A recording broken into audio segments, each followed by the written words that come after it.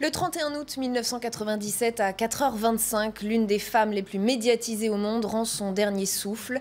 Elle vient d'avoir un accident de la route d'une rare violence, en plein cœur de Paris, dans le tunnel du pont de l'Alma. Elle s'appelle Diana Spencer, Lady Diana. L'homme qui est avec nous pour en parler l'a accompagnée dans ses derniers instants à l'hôpital Salpêtrière, où elle a été transférée, encore vivante. C'est Daniel Bourdon, bonjour et merci d'être avec nous. Vous étiez major de police et vous publiez chez Michel Lafon Diana cette nuit-là, parce que cette nuit-là, précisément, vous faites partie du tout petit groupe de personnes qui entourent la princesse.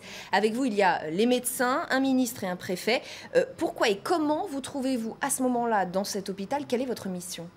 Ma mission, elle est simple, hein, c'est de sécuriser un lieu qui est à l'approche du bloc opératoire, pour éviter surtout la photo volée des paparazzi ou d'un fan qui voulait rentrer éventuellement, mais surtout pour les photos des paparazzi. Donc j'ai pour mission de sécuriser un petit hall d'entrée avec l'accès au bloc. Et alors parlez-nous de l'atmosphère de cette scène tragique. L'atmosphère est lourde.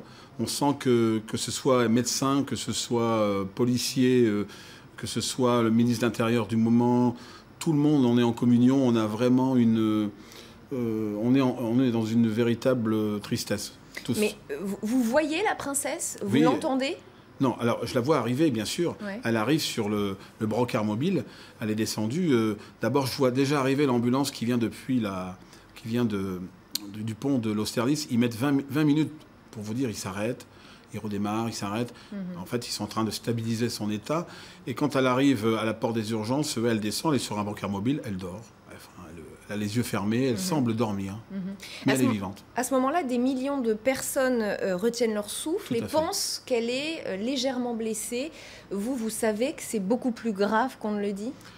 Qu'elle est dans un état désespéré? On sait qu'il y a 2 morts, on sait qu'il y a un blessé grave à côté d'elle, et on sait qu'elle elle a un problème pulmonaire important. Et on sait que ça va être douloureux pour la sauver, ça va être dur, ça va être pas évident, et on attend, on est tous dans l'attente, oui. Pourquoi racontez-vous cette expérience aujourd'hui? Pourquoi avoir choisi ce moment? Parce qu'elle écrit, j'ai fait un premier livre, elle écrit, qui s'appelait Flag, et un deuxième livre que je voulais écrire sur toutes les interventions qui m'ont touché, qui m'ont donné du sentiment. Et quand je suis arrivé à l'écriture de ce passage sur elle, j'ai dit non, je vais faire un livre parce que je pense que ça mérite, il y a matière, parce que ça m'avait touché, parce que je me rappelle de ce que j'ai vécu en étant avec elle seule, les 15 minutes. Ces 15 minutes qui sont importantes dans ma vie, parce que ça m'a fait réfléchir sur beaucoup de choses. Et parce qu'un policier, lui, quand il fait l'intervention, il parfois, par rapport à l'intervention, il se rapporte à lui-même, à sa vie. Et ce jour-là, c'est ce qui est arrivé. Dans votre ouvrage, vous revenez aussi sur les circonstances de l'accident. Ouais. Racontez-nous comment le drame se produit. Le drame se produit en 3 minutes. En fait, le seul problème, c'est que pour Diana, pour pouvoir échapper aux paparazzi, c'est une pluralité de mauvais choix qui a été fait.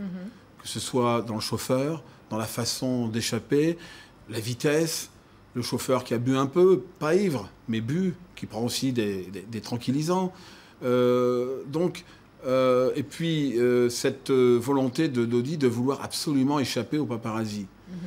Le chauffeur, vous dites qu'il avait bu, il avait même beaucoup bu, il avait bu 2 verres juste avant de partir. Alors vous ne l'accablez pas hein, dans votre ouvrage, mais il était ivre, il a une vraie responsabilité.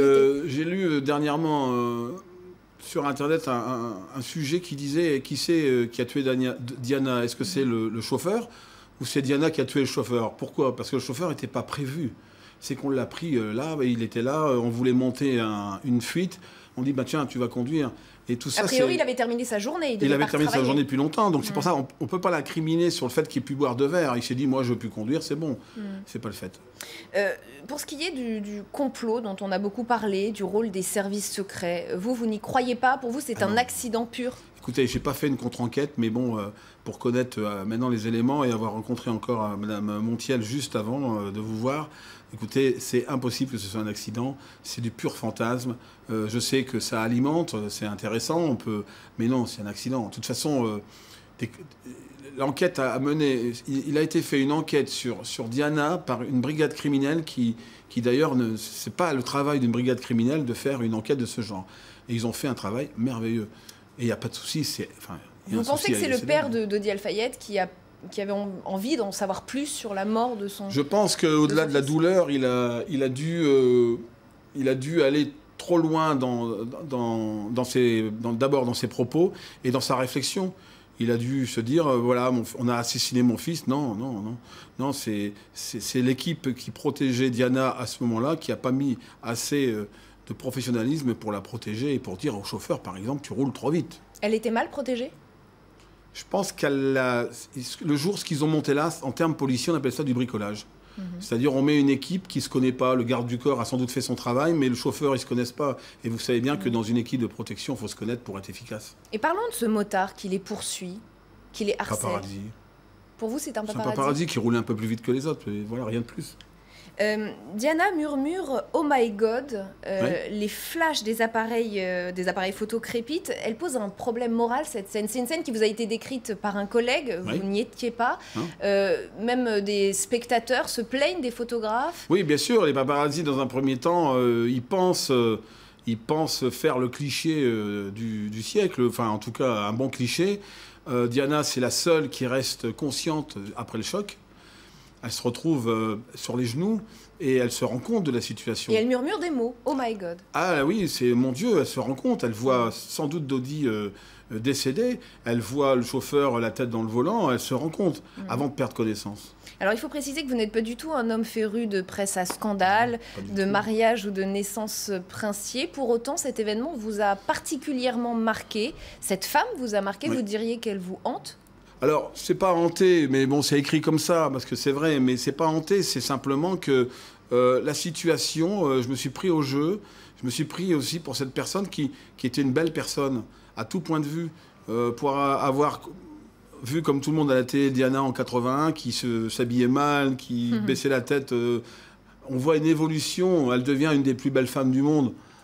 Ce qui est vrai, ce sourire extraordinaire. Et pour moi, c'est une vraie évolution d'une femme et à tout point de vue, même se sachant tromper, parce que bon, ce n'est pas un secret, elle est restée digne quand même. Daniel Bourdon, si je vous demande de terminer cette phrase, le 31 août 1997, c'est le jour où, que me répondez-vous? C'est le jour où la princesse Diana est morte dans un accident bête et méchant. Merci beaucoup, Monsieur Bourdon, d'avoir été mon invité dans le jour où. Je rappelle le titre de votre livre, Diana, cette nuit-là, aux éditions Michel Lafon. L'information continue sur LCI. Merci à vous.